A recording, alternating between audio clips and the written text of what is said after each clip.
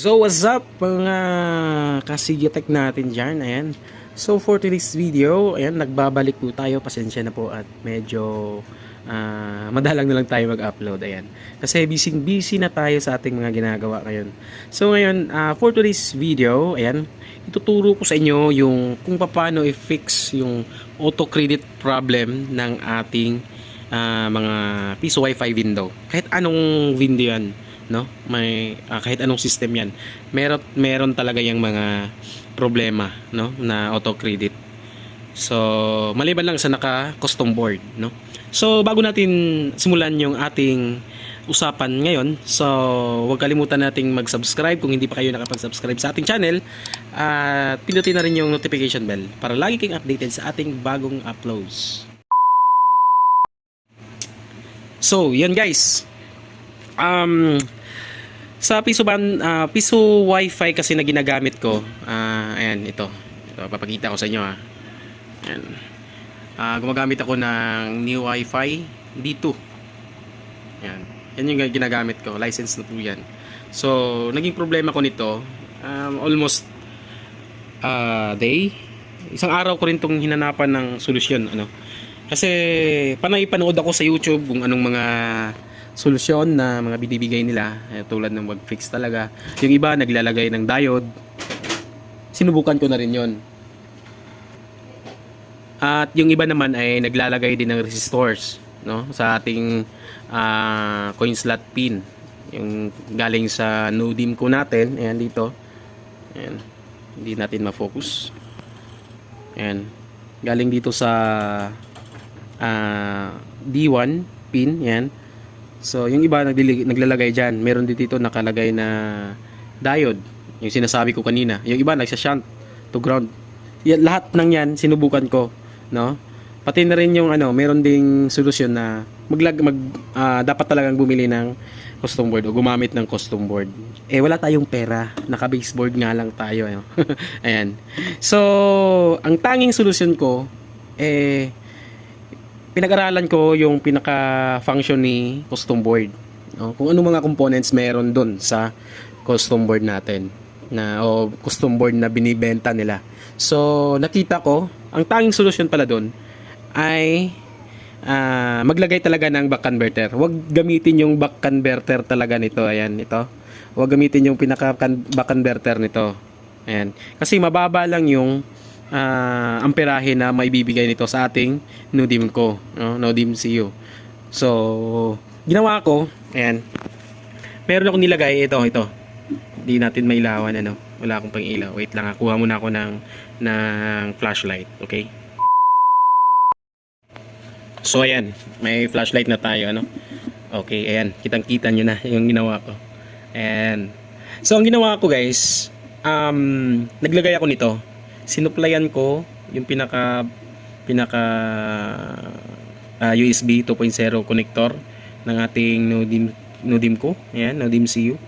So kasi lahat na ginawa ko dito, yan, pinag-ano ko na, nag-recalibrate na ako, ganun pa rin yung nangyayari. Minsan nga nagdo-double. Naglagay na rin ako ng yung capacitor, lahat na tinry ko ng lahat. So ayan, ito lang pala, maglagay lang pala talaga ng back converter. Kasi ang dahilan kung bakit nagsushort or nag-iiba yung pulse na binibigay nire-receive ni NoDim ko galing dito sa ating coin slot, ayan, no, nag-iiba yung pulse na nire-receive niya kasi nagsushort yung supply na nito ni NoDim ko kapag ginagamit nitong ating kanyang built-in na back converter. Ayan, kasi itong baseboard na to, nakita ko medyo mababa lang talaga yung parang amperahe nitong back converter niya, from 12 volts to ganito. So ang nangyayari, nagsushort kapag yung pin, yung D2, yan, D2, natin, ayan, yung D2 na yan, wait lang, okay, yan, yung D2, ayan, yung nakikita nyo, yan yung nagsusupply sa mismong relay ng ating coin slot. At kung may ilaw-ilaw tayong ganyan, di ba, yung triggering kasi nito, sinusupplyan din kasi ng pin D2, yan, yung D2 na pin, sinusuplayan din niya yung triggering nitong ating coin slot. Kaya ang nangyayari, nagsushort ang supply ni baseboard dun sa ating Nodimco, no? Kasi yung dito pag nag-trigger na siya, sinusuplayan niya yung itong coin. Ayan. No? Sinusuplayan niya. Ito yung set. Ayan. Kasi yung coin, ito yung sa D1. So, ito yung nagre-receive. So, ito. Sinusuplayan niya yung set, no? Galing sa Nodimco papunta ditong coin slot. Kaya ayun, nagsushort ang supply ni baseboard sa ating Nodimco. Kaya ayun. At nakita ko rin sa mga custom board na yan ay naglalagay din sila ng mga back converter na tulad na ganito, yung iba, no? Yung iba ganyan. Yung iba naman yung 5 ampere, yung 2 ampere, yun yung mga nilalagay na parang 2 ampere din ata to. Ayan. So, ayun. Ayun na yung pinaka-solusyon. Kasi ang dami-dami ko nang trinay na mga solusyon. Iba, meron na nga mga diodes dito. Sorry. Natumba pa yung natin. Ayun. Ang dami-dami ko nang nilagay na mga accessory sa Nodimco natin para mawala lang yung parang auto credit. Minsan nagdo-double yung credit na, 'di ba? So, ayun. At tawag nito. Wait lang. Ayan. Wait lang, yan, nag-focus na. So ayun, yun yung pinaka problema nitong ating Nodimco.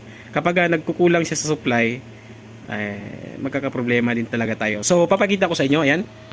Ayan, ito yung kinalabasan nung auto credit na nangyayari sa akin, no? Dati, yan yung pinaka niya. Umabot na ng 66 days. Kasi pag pindot ng ganyan wala. Tawag dito, pag insert money mo, ayan. Ayan.